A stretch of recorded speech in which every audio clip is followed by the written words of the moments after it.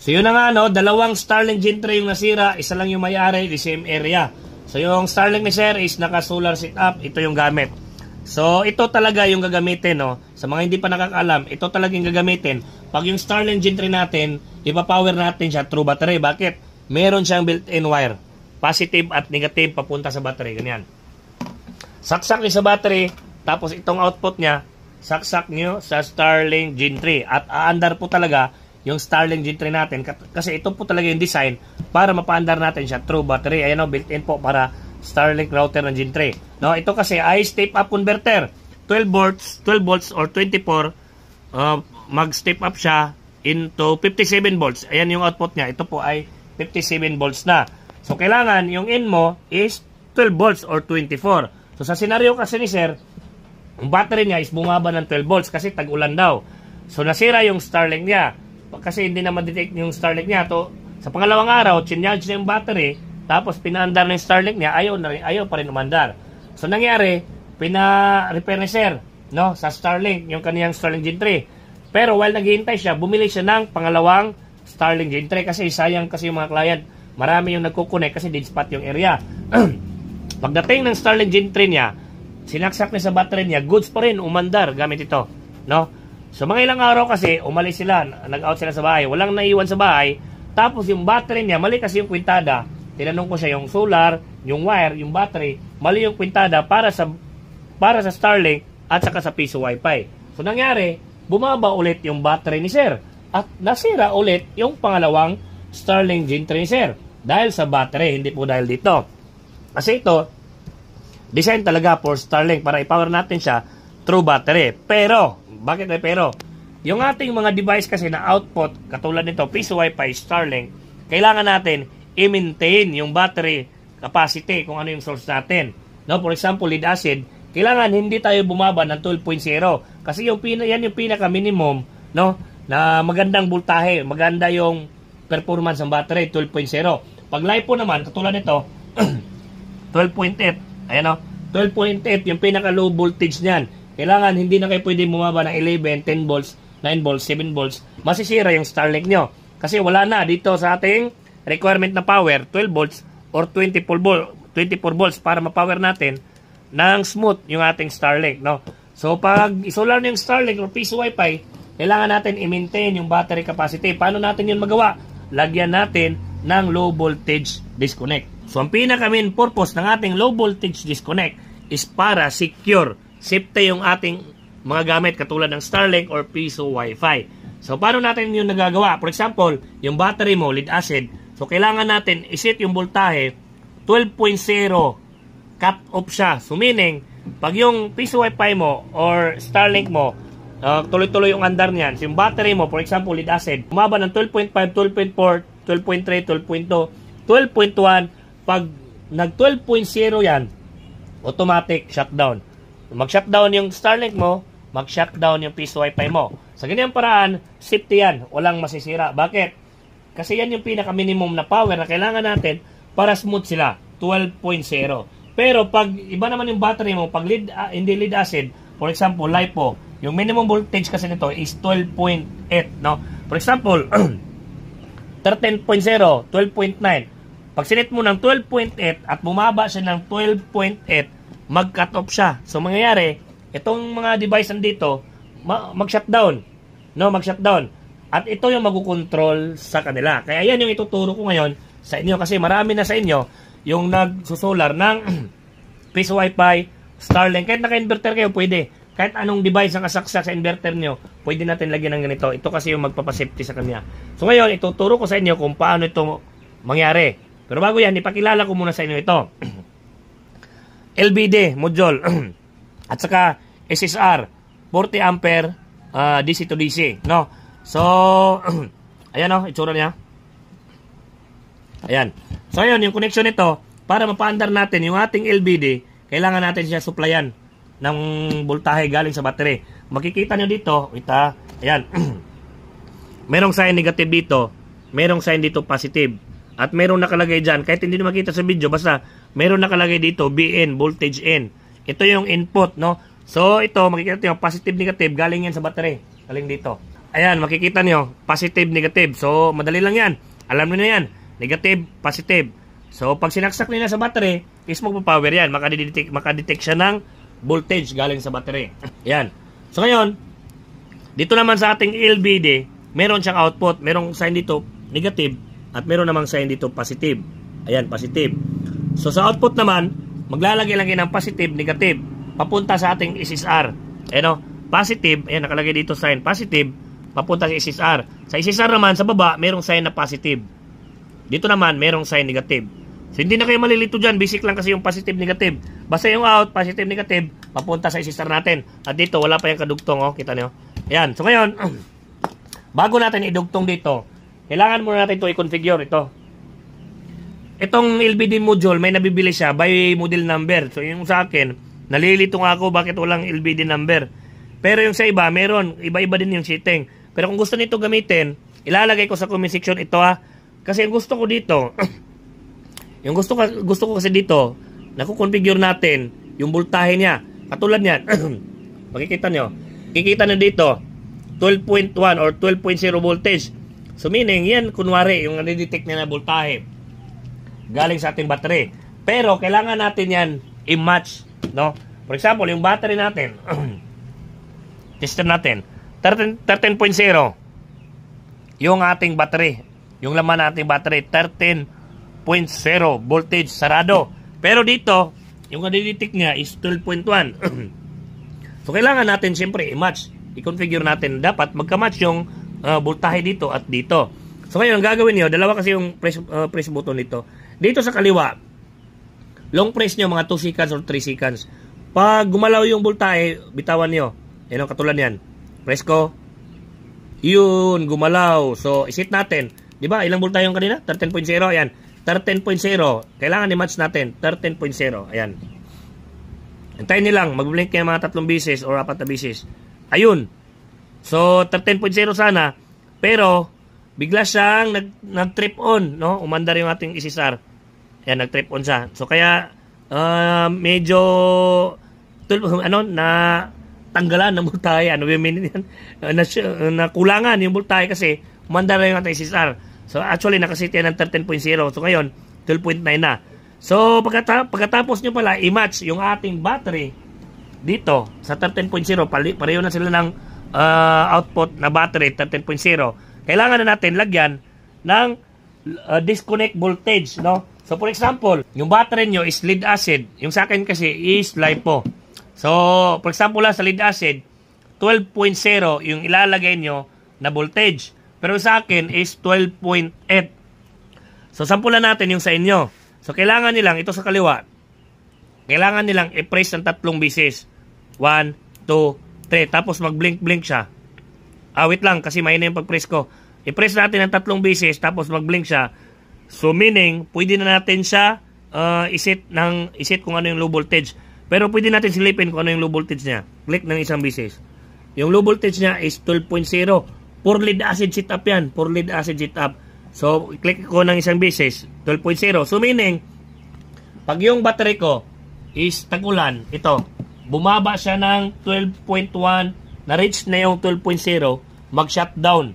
Yung output dito, mag-shutdown kasi nakasit siya ng 12.0. So, para masit natin yan, mapalitan natin yan, ilulong press lang natin. 3 click pala na magkasunod-sunod.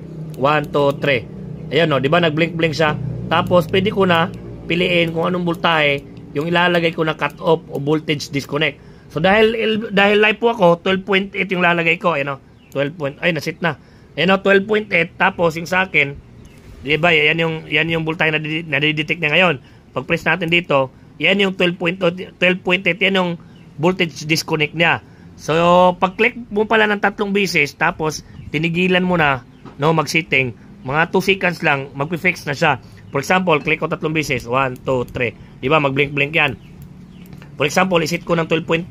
Pag hindi ko na ginalaw yan, mag-fix na yan. No, magre-reading na siya. So, ngayon, 12.5 na yung kanyang voltage disconnect. Ayan. Nagets niyo ba? Nakakuha niyo ba?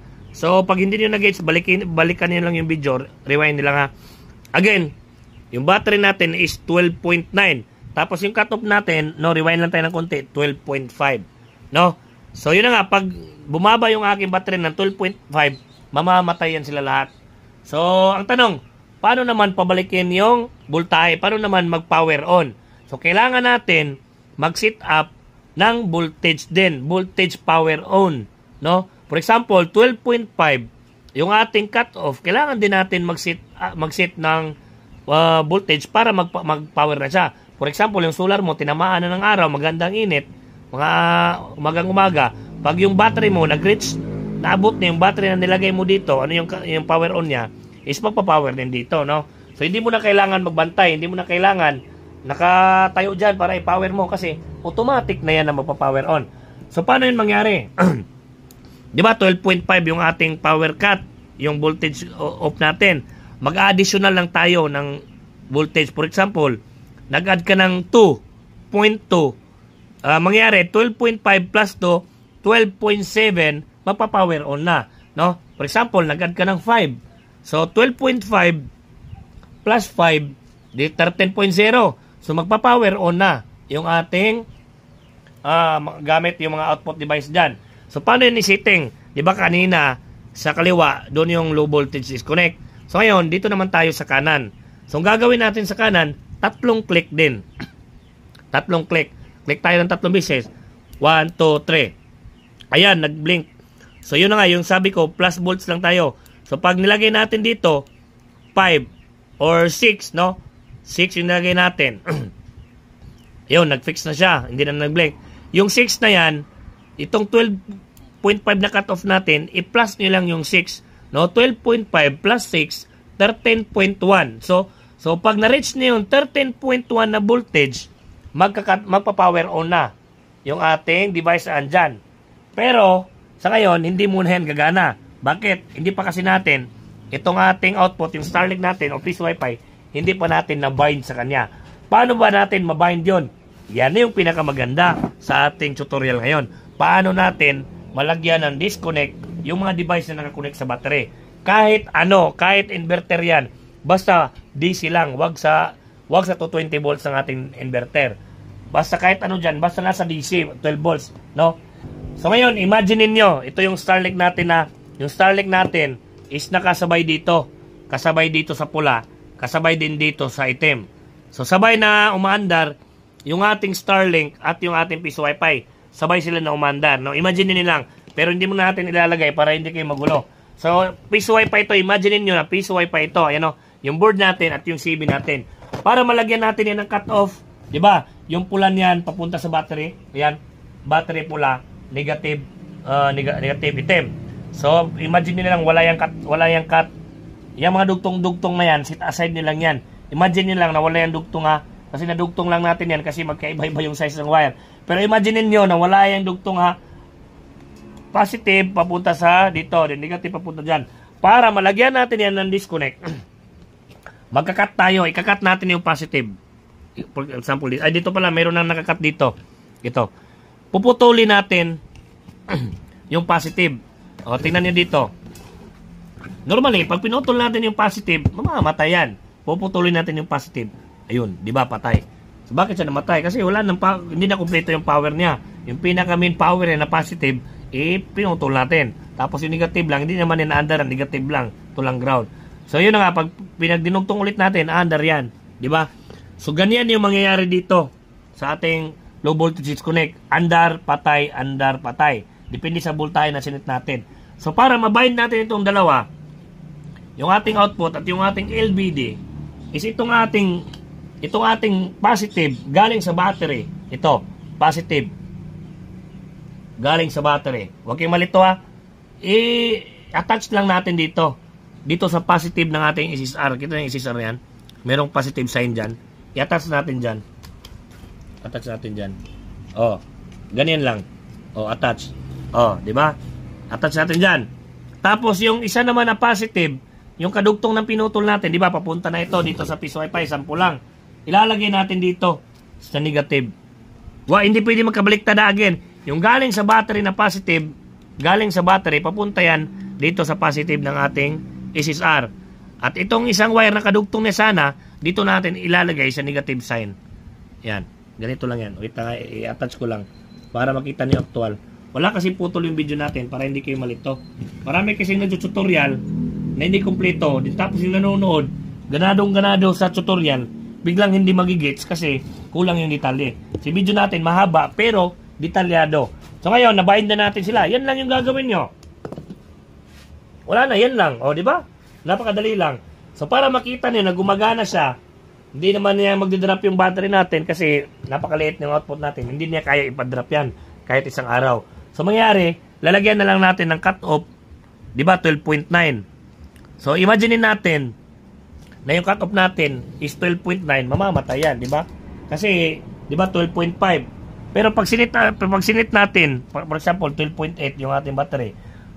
Pag sinit natin yung ating cut-off ng 12.9, mamamatay ito. Kasi sinit natin ng 12.9 tapos yung voltage na dito laman is 12.9. So ngayon, sampulan natin. Wait lang. Mali yung pag configure ko, nilong press ko. Tapos yung battery voltage niya yung nagalaw ko, yung 12.0 na dagdagan ng isa. So ito pala yung di ba 12.5 yung cut off. Kailangan natin mag-click ng 3 beses. Wait lang 1, 2, 3. Ayan, nag-blink. So lagay natin 13.0 kasi nadagdagan ng isa. O, di ba? O, namatay. Kasi yung ating cut-off is nilagay ko sa 13.1. O, namatay. Ngayon, ang nade-detect niya na battery dahil hindi na siya nagsusupply sa ating SSR is nadagdagan. So pero pag nagsusupply na yan dyan, di ba 12.2, ma-deduct yan 12.1 kasi nagsupply na siya dito sa ating SSR. So, di ba? Namatay. So, ngayon, para umandar yan, for example, yung ibaba na lang natin yung disconnect natin para ma-reach na yung power on at umandar yan. Ibaba natin na. Ayan. Ibaba ko. Mag-under yan.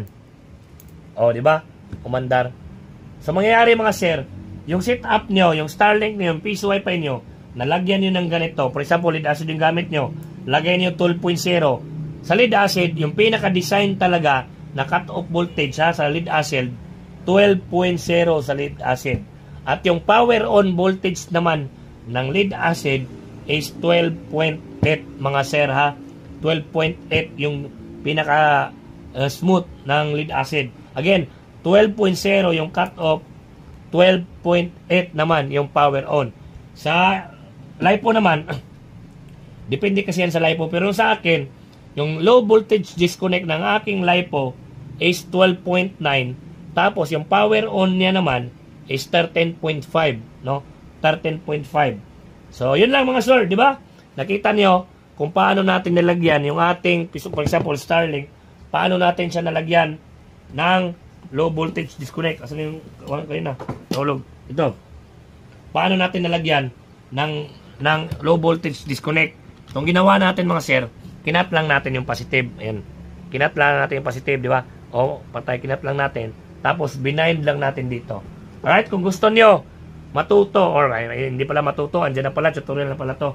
Kung gusto nyo mabili itong mga parts na to, hindi ako nagbibinta nito. Pero, ilalagay ko sa comment section kung saan ko sila nabili.